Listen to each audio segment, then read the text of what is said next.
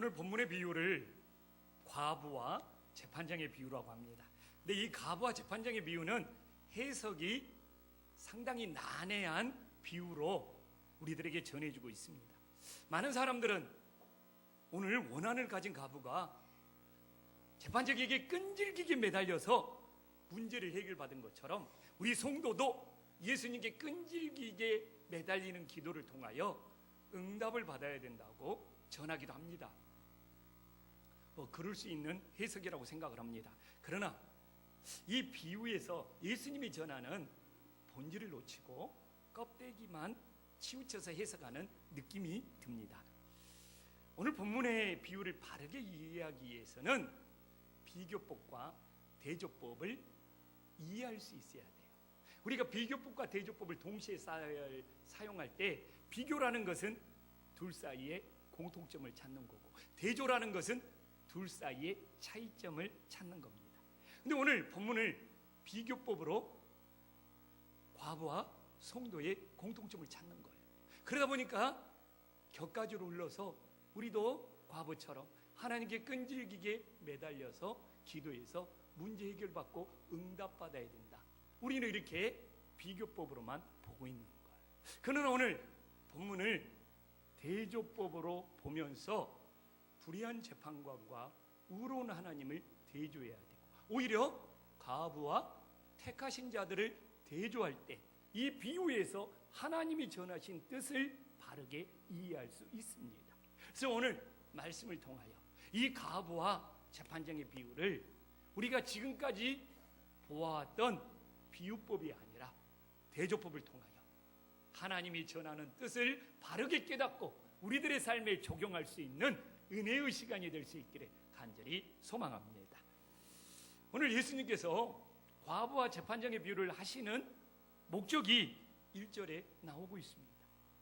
예수님께서는 항상 기도하고 낙심하지 말아야 될 것을 가르치기 위해서 오늘 비유를 전하고 있는 것이죠.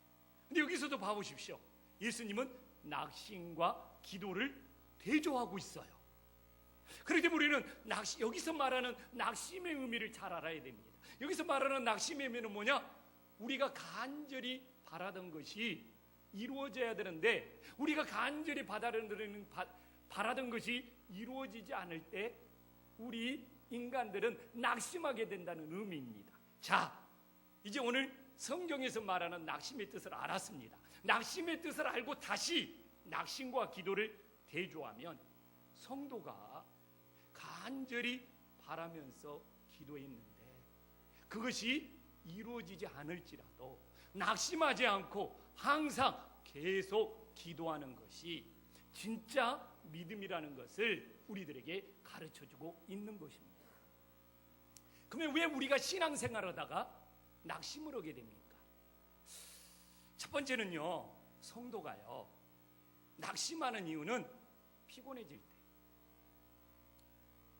어떤 일을 간절히 바랬는데 이루어지지 않아가지고 점점 지치고 피곤해질 때 우리 인생들은 낙심한다는 거예요. 그래서 히브리서 12장 3절을 보면 너희가 피곤하여 낙심하지 않기 위하여라고 말합니다. 그러니까 피곤하면 우리들은 낙심하게 된다는 거예요. 근데 NIV 성경을 여러분 가지고 있는 사람 봐보십시오. 피곤하여를 점점 지친다로 나와 있습니다. 그러면 성도가 정말 이루어지기를 바랬는데 이루어지지 않으니까 어떻게 되는 거예요? 점점 지쳐가는 거예요. 그 점점 지쳐가는 피곤을 통하여 우리들은 낙심하게 된다는 겁니다.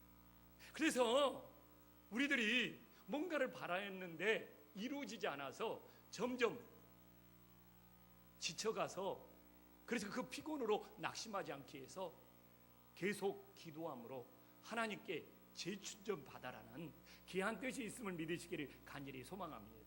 오늘도 우리 성도님들 중에 그럴 수 있잖아요. 지금 뭔가 이루어지기를 바라는데 이루어지지 않으니까 점점 지쳐가고 있어요. 그래서 피곤해지고 있어. 그러다가 낙심하면 안 되잖아요. 오히려 그럴 때 항상 기도함으로 오늘도 재충전 받고 돌아가서 낙심하지 않고 다시 이겨낼 수 있는 믿음의 자녀들이 되기를 간절히 소망합니다. 또한 우리 성도들은 어느 때 피곤합니까? 하나님의 뜻을 모를 때 낙심하게 돼요. 맞잖아요. 뭔가를 바라고 있는데 이루어지지 않아. 도대체 하나님의 뜻이 뭐냐? 그 하나님의 뜻을 모르는 거예요. 그럴 때 우리 인간은 낙심하게 된다는 것을 말씀하고 있어요. 그래서 히브리 기자는 12장 5절에 보면 내 아들아 주의 징계하심을 경히 여기지 말며 그에게 꾸절함을 받을 때 낙심하지 말라. 히브리서 12장 지금 3절 4절 5절이 이어져 내려오고 있는 거죠. 그래서 성도가 바라던 일이 지연되어 있는 이유는 뭐예요? 하나님의 징계하심일 수 있다는 거예요. 근데 여기서 징계가 사랑하는 자에게 하나님이 징계를 주시는 거고요. NIV 성경을 보면 이 징계가 훈련, 연단으로 나와 있어요. 그래서 지금 하나님의 뜻이 이루어지지 않는다는 것은 뭡니까? 지금 우리가 바라던 일이 이루어지지 않는다는 것은 하나님이 우리를 훈련시키고 있어요. 왜? 아직 우리들이 그것을 받을 그릇이 안 된 거예요. 그래서 우리는 오늘도 마찬가지예요.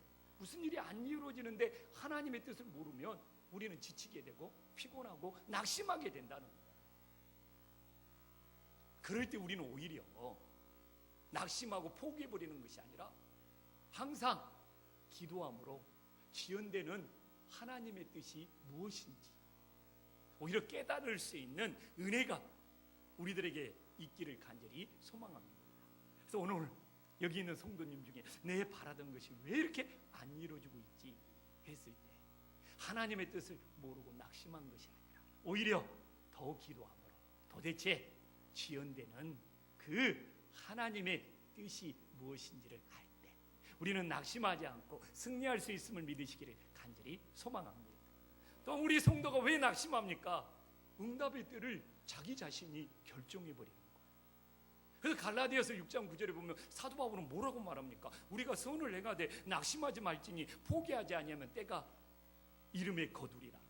성도의 낙심이 무서운 이유는 뭡니까? 포기하게 만들기 때문에 그러는 것이죠. 그러나 우리가 바라던 일이 이루어지지 않는다고 포기하는 것이 아니라 하나님의 때에 맡겨야 된다는 거예요. 그래서 오늘 우리는 간절히 기도해야 됩니다. 그러나 응답의 때를 내가 결정하는 것이 아니고 누구에게 맡겨야 돼요? 하나님께 맡길 때 우리는 낙심하지 않고 믿음의 삶을 살아갈 수 있다는 거예요. 그러나 많은 사람들이 바라던 그 응답의 때를 본인이 결정하기 때문에 낙심하여 넘어지게 된다는 것이죠. 그래서 오늘 우리가 정말 신앙생활하면서 낙심하지 말아요. 그래서 오늘 이 말씀을 통하여 우리들이 오늘도 낙심하지 않기 위하여 점점 지쳐가는 피곤은 없는지, 하나님의 훈련, 하나님의 그 징계의 뜻을 모르고 있지는 않는지, 혹시 내가 응답의 때를 결정하고 있는 우를 범하지 않는지 깨닫고 우리들이 오히려 그 순간에 항상 기도하여 더 기도하여 하나님의 뜻을 찾을 수 있는 믿음의 자녀들이 되기를 간절히 소망합니다. 그래서 오늘 우리 1절에 보면 예수님은 이미 이야기했지만 비유를 시작하면서 낙심과 기도를 대조했습니다.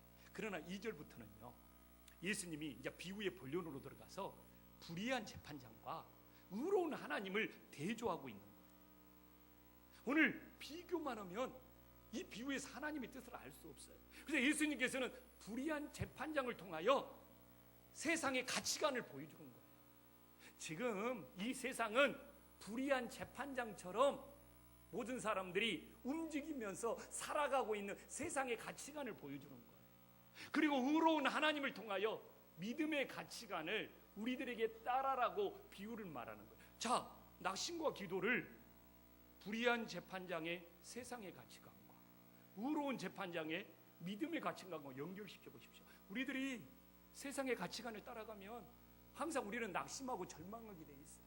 그러나 우리들이 믿음의 가치관을 따라가면 오히려 기도함으로 영적 싸움에서 승리함을 믿으시기를 간절히 소망합니다.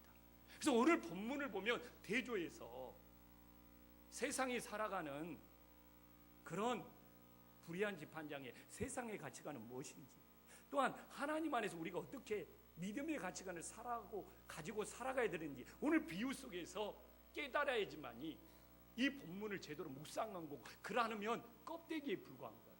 근데 사람이 간사해요. 보고 싶은 것만 봐요. 그래서 과부가 끈질기게 기도한 것처럼 우리도 끈질기게 기도해서 그냥 모든 문제 해결 받아버려야지 보고 싶은 것만 보니까 이 본문 속에 세상의 가치관은 뭐고 하나님의 가치관이 무엇인지 진짜 보화를 못 보는 것이 저는 이 비유를 묵상할 때마다 안타까워요. 자, 불의한 재판장이 첫 번째 보여주는 세상의 가치관은 뭡니까? 하나님을 사랑하지 않고 물질을 사랑한다. 이제 여러분들이 이런 눈으로 보면 다 보여. 봐보십시오. 재판장 하나님 사랑하지 않아요. 2절에 보십시오. 하나님 두려워하지 않는다는 겁니다. 그가 하나님을 두려워하지 않는다는 건 뭐예요? 하나님의 살아계심을 믿지 않는다는 것이죠. 하나님의 살아계심을 믿지 않으니까 어떻게 오는 거예요? 하나님 인정하지 않고 자기 마음대로 오는 거예요. 이게 바로 세상의 가치관입니다. 그러나 믿음의 가치관은 뭐예요? 하나님 살아계심을 인정하고 믿고 그 살아계신 하나님을 경외하면서 오늘도 예배를 드리는 겁니다. 아멘. 그래서 오늘도 근데 봐보십시오. 그러면 세상의 가치관은 하나님을 사랑하지 않고 물질을 사랑합니다. 4절에 봐보십시오. 물질을 사랑하는 증거가 나와 있어요. 재판관이 지금 가부가 말하는 것을 얼마 동안 듣지 않고 지연시키고 있어요. 왜 그렇습니까? 뇌물을 받고 싶어요. 지금 이 재판장은 만약 가부가 뇌물을 찔러줬으면 속히 해결해 줬을 겁니다. 세상은 이런 식으로 움직인다는 거예요. 지금 그래서 재판장이 이 가부의 원한을 듣지 않는 이유는 딱 한 가지예요. 왜 뇌물을 안 바치냐. 그래서 바로 이 세상의 가치관은 물질을 사랑하고 물질의 힘에 따라 뭐예요? 움직여진다는 거예요. 그래서 예수님께서 믿음의 가치관은 뭐예요? 누가복음 16장 13절에 나와 있죠. 하나님과 재물을 겸하여 섬길 수 없다. 그래서 성도는요, 오늘 참 봐보십시오. 대조하지 아니하면 세상의 가치관은 하나님을 사랑하지 않고 물질을 사랑하는구나 보이잖아요. 이게 예수님이 전하고자 하는 첫 번째 계명이에요. 그래서 마태복음 22장 37절에 보면 뭐라고 말합니까? 내 마음을 다하고 목숨을 다하고 뜻을 다하여 주 너의 하나님을 사랑하라. 이것이 첫째 계명이에요. 근데 이 불의한 재판관은 첫째 계명이 되는 하나님을 사랑하는 것이 아니라 물질의 힘에 따라 움직이는 거예요. 물질을 사랑해요. 우리가 보고 싶은 대로 비교만 하니까 이 비유에서 못 보는 거예요. 그래서 우리는 이 대조법을 통하여 하나님이 전하는 뜻을 바르게 묵상해야 되는 거예요. 자, 두 번째 세상의 가치관은 뭡니까? 이웃을 사랑하지 않고 자기만을 사랑해요. 재판장이 이웃을 사랑하지 않는 증거 2절에 나와 있잖아요. 사람들을 무시해요.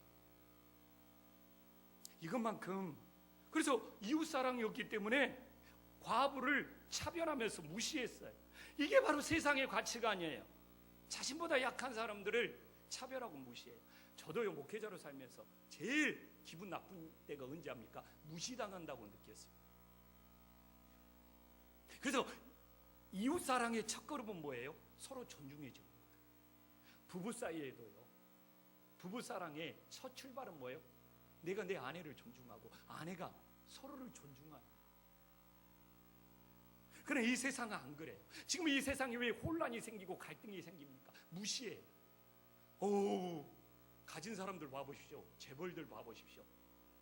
막 우리 서민들을, 우리 국민들을 무슨 개 취급하고 완전히 비하하잖아요. 비하.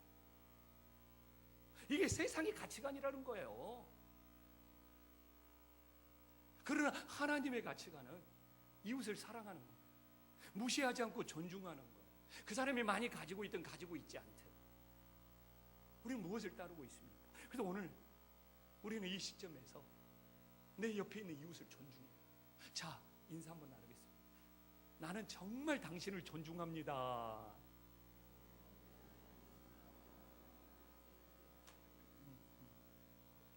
뒷사람한테는 나 절대로 당신 무시한 일 없습니다.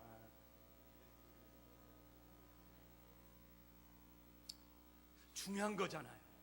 중요한 거잖아요. 그래서 이 세상의 가치관에 이웃 사랑이 없어요. 누가 힘이 있느냐에 대해요. 그리고 갑질해요.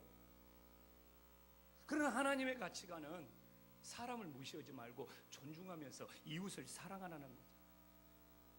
그래서 오늘 재판장은 이웃을 사랑하지 않습니다. 이게 세상의 가치. 그럼 누구를 사랑하냐? 자기를 사랑해. 5절 봐보십시오. 늘 와서 나를 괴롭게 하랴. 자기 사랑해. 자신이 피해 보는 것을 원치 않기 때문에 자기가 번거로워서 귀찮을까 봐, 자기가 피해를 볼까 봐, 이건 자기 사랑으로 자기가 피해 보지 않기 위해서 문제를 해결해 주는 거예요. 이게 세상의 논리예요. 이게 지금도 우리가 뭔가를 어려내려면 상대방을 무슨 좀 이렇게 괴롭히든지 막 올리든지 이런 방법으로 해서 막 귀찮게 하든지 해가지고 귀찮아 죽겠네. 네 하고 싶은 대로 해. 이게 세상의 가치관이라는 거예요. 세상의 가치관은 철저히 나에게 손해가 되냐 이득이 되느냐, 이 자기 사랑의 논리에 따라 움직이는 것이 세상의 가치관이라는 거예요. 그럼 믿음의 가치관은 뭐예요? 자기를 십자가에 못 박아가라고 그러잖아요. 자기 십자가를 지고 예수님을 따르라고 그러잖아요. 그래서 우리는 오늘도 내가 세상의 가치관을 따르면 어떻게 되는 거예요?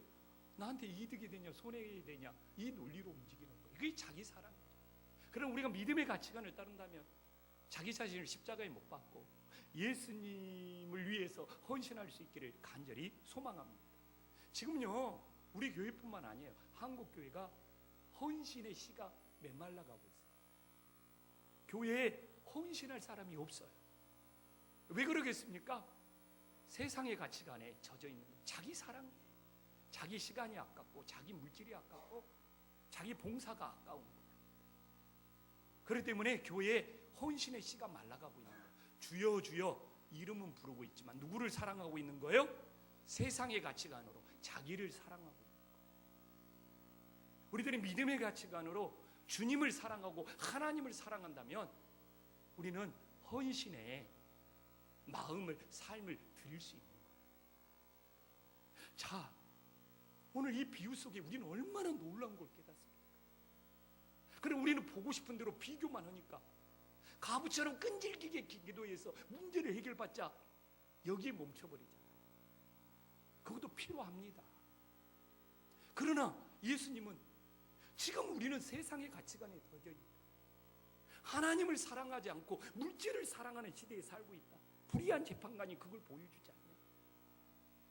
지금 세상의 가치관은 이웃을 사랑하지 않고 이웃을 무시하면서 자기 사랑에 빠져 있는 것이 세상의 가치관이다.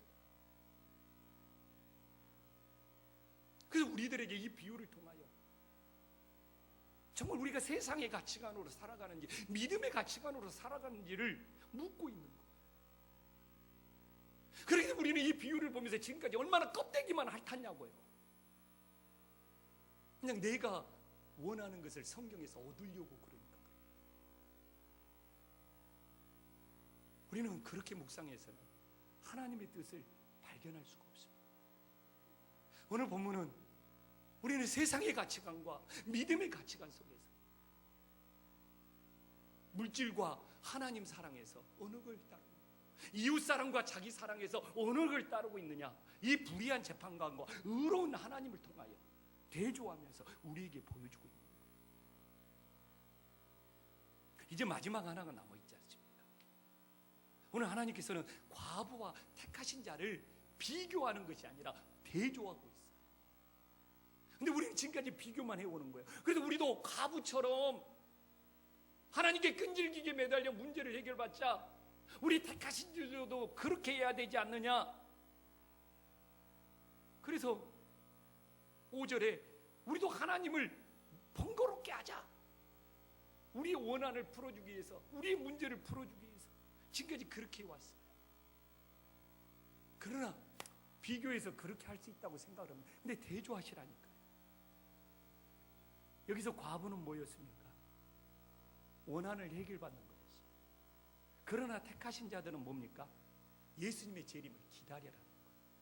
얼마나 대조하니까 차이가 납니까? 과부의 현실 속의 문제를 해결받는 것과 대조해서 인자가 오심을 기다려라. 기도의 진짜 의미는 기다림이다. 대조 보니까 너무 차이가 나는 거예요. 우리는 지금까지 비교만 해왔으니까 같은 줄 알았어요. 대조해 보니까 한쪽은 기도로 문제 해결이고 한쪽은 기도로 끝까지 기다려라는 것이 돼요. 얼마나 차이 납니까? 그래서 우리는 성경을 비교만 하는 것이 아니라 대조도 잘해야 된다는 것이죠. 자, 증거하겠습니다. 오늘 비유의 결론이 중요한 거예요. 비유는 정말 제일 마지막의 결론이 뭐냐가 전체를 도장 찍는 거예요. 8절 봐보십시오. 그러나는 대조온다는 거잖아요. 접속사의 의미가 앞의 내용과 대조온다는 거예요. 그러나 인자가 올 때, 예수님이 다시 올 때, 지금 제자들은 이 비유를 듣는 사람은 인자가 누구인지도 모르죠. 나중에 깨닫게 되죠. 세상에서 믿음을 보겠니? 세상에는 믿음이 없다는 거예요. 세상의 가치관으로 살기 때문에 하나님 사랑하지 않고 물질 사랑하고 이웃 사랑하지 않고 자기 사랑하는 이 세상에는 믿음을 볼 수가 없다는 거예요. 그래서 세상에서 문제 해결받는 것에만 매달려 살지 말고 인자가 오심을 기다릴 수 있는 기도의 삶을 살아가는 것입니다. 그래서 오늘 8절을 1절과 연결해 보십시오. 시작하는 1절과 제일 마지막에 8절이 중요한 거죠. 1절에 뭐라고 나와 있습니까? 항상 기도하고 낙심하지 말고. 그래서 오늘 이걸 8절과 연결시키면 답이 나옵니다. 야, 주님의 심판을 기다리는데 지금 안 이루어지고 있어. 세상이 엉망이요. 좀 하나님이 와서 불의한 재판관도 자기의 이득에 따라 뭔가 판결을 내리고 있는데 하나님도 좀 와서 이 잘못된 세상 좀 바로 잡아주고 심판하고 판결 좀 내리고 있으면 있는데 기다려도 안 오는 거예요. 그럴지라도 낙심하지 말고 예수님이 오실 때까지 뭐예요? 세상의 가치가 아니라 믿음의 가치관을 가지고 끝까지 기다려라는 뜻이. 오늘 1절과 8절을 연결시켜 보십시오. 이 비유라는 것은 시작이 중요하고 끝이 중요해요. 근데 믿음으로 세상을 끝까지 기다릴 때 세상은 믿음이 없다고 그러잖아요. 그러니까 우리는 믿음의 가치관을 가지고 기다려야 된다는 것이죠. 그러지 않으면 다 낙심하게 된다는 것이죠. 그래서 오늘 비유의 교훈은요, 기도하여 문제를 해결받는 것도 있지만 항상 기도하여 끝까지 주님의 오심을 기다려라는 거예요. 얼마나 우리가 알고 있는 것과 차이가 나버립니다. 만약 여러분들이 기도하여 문제 해결을 받고 싶으면 8절을 빼야죠. 8절이 있는 순간 그렇게 될 수가 없는 거예요. 그리고 시작했던 1절과 연결시켜보면 예수님의 심판을 기다리다가 사람들이 낙심하는 거예요. 오늘도 그럴 수 있잖아요. 저도 지금 이 세상을 보면 세상이 엉망이에요. 세상이 그냥 왜 이렇게 뒤죽박죽. 야, 그냥 욕심이 한도 끝도 없고 왜 이렇게 강남은 막 아파트값이 올라가는지. 막 1년 만에 막 7억씩 오고. 나 우리 장로님하고 개 묻어서 그냥 강남에 아파트 한 채 사놨으면 그냥 우리 장로님들랑 1억씩 나눠가지고 말이 그렇다는 거예요. 그러면 좀 주님이 와서 좀 이 세상을 좀 바르게 잡아주고 좀 심판 좀 해야 되는 거예요. 기다려도 오지 않아. 그럴지라도 낙심하지 말고 주님이 오심을 끝까지 기다리는 믿음이 되어야 하는 거예요. 그러면 세상의 원한 이런 것들은 저절로 풀리지 않겠냐, 그 이야기잖아요. 예수님이 오심을 기다려가지고 예수님이 오셔서 이 세상을 심판하면 그냥 그 원한들은 그냥 저절로 다 풀어지게 된다는 거죠. 그렇기 때문에 우리들의 문제 해결이 앞서는 것이 아니라 예수님의 다시 오심을 기다리는 그 기도가 더 중요하고 그 믿음 갖고 있으면 예수님이 오실 때 예수님이 우리 원한 다 풀어주시지 않겠느냐, 이렇게 비유를 결론 내리고 있고 예수님도 친히 해석을 해주고 있잖아요. 그래서 오늘 우리가 이 비유의 대조법을 통해 오늘도 세상에 내 문제 해결에만 매달리지 말고 내가 얼마나 끝까지 낙심하지 않고 주님의 다시 오심을 기다리면서 기도할 수 있느냐. 이것이 영적 싸움의 승리의 비결이 됨을 깨달으시기를 간절히 소망합니다. 그래서 이 세상은요, 이제 기다림과의 영적인 싸움이에요. 봐보십시오. 이 세상은 기다림을 잃어버리는 시대입니다. 그래서 저는 두려움이 밀려왔어요. 왜 세상에서 기다림을 잃어버리는 것이 우리에게 두려움입니까? 하나님을 믿는 모든 것은 기다림과 연결이 되어 있어요. 우리의 기도, 기다림이 필요합니다. 말씀 묵상, 기다림 속에 우러납니다. 우리의 믿음의 가치관, 기다림 속에 성숙합니다. 예수님의 재림, 기다림의 기도 없이 불가능합니다. 그러나 현대를 뭐라고 말합니까? 속도의 시대라고 합니다. 현대는 속도의 시대. 그렇기 때문에 하나님 믿는 것이 어려워지고 있어요. 자본주의 시대는 뭐라고 합니까? 시간을 경제의 가치에 포함시켰습니다. 그러므로 속도의 시대는 뭡니까? 기다림은 돈을 낭비하는 거예요. 그래서 발견된 것이 뭡니까? 패스트푸드. 이 속도의 시대의 패스트푸드. 이 빠른 음식들을 만들어서 시간을 절약하고 더 많은 노동으로 더 많은 이윤을 창출하자는 거예요. 그렇게 나온 이 속도의 시대에 나온 패스트푸드가 우리 건강을 지켜줄 수 있습니까? 지금의 시대가요, 정말 문제를 해결하는 속도는 빨라지고 있죠. 우리 인간들의 기다림을 통한 성숙은 사라지는 시대입니다. 근데 문제는 뭡니까? 이 교회가요, 교인들의 속도에 맞춰서 편승하고 있다는 것이죠. 교회가 따르지 말아야 할 세상의 속도를 따라가고 있는 거예요. 그래서요, 어떤 교회가 인기 있냐면 교인들의 속도를 맞춰주는 거. 막 설교도 일찍 끝내주고, 막 오늘도 주방에서 밥은 먹고 싶은데 기다리는 것이 싫어서 안 먹고 가는 사람 솔직히 많잖아요. 혹시 옆 사람을 쳐다보세요. 그냥 기다리는 것이 귀찮아. 좀 내려가면 그냥 빨리 먹어야 되는데 그냥 줄 서서 기다리는, 솔직히 그 시간이, 그래서 안 먹는 경우 있잖아요. 이게 이렇게 바로 우리는 속도에 길들여져 있다니까요. 그러다 보니까 예수님을 닮아가는 성숙을 잃어버려요. 그래서 오늘 예수님의 비유를 통하여 아마 세상은 더 빠르게 속도의 시대로 변해갈 겁니다. 그러나 우리는 주님 앞에 머물면서 주님 앞에서 기다림으로, 가을에 이 열매들도 기다림 속에 연걸어가고 익어가잖아요. 그래, 믿음이라는 것이 그래요. 믿음의 인격, 믿음의 성숙이라는 것이 이 기다림 속에 연걸어가고 익어가는 것이지, 이 속도의 시대 속에서는 패스트푸드, 그런 인간밖에 될 수 없는 거예요. 그래서 오늘 이 예수님의 비유를 통하여 우리가 신앙생활을 하면서 어떻게 문제 해결을 받느냐도 중요하죠. 정말 예수님의 오심을 어떻게 기다릴 수 있느냐, 그런 의미에서 이 기다림의 기도도 중요하다는 것을, 이 기다림의 기도를 통하여 우리들의 믿음이 성숙해진다는 것을 우리 가슴에 새길 수 있기를 간절히 소망합니다. 기도하겠습니다.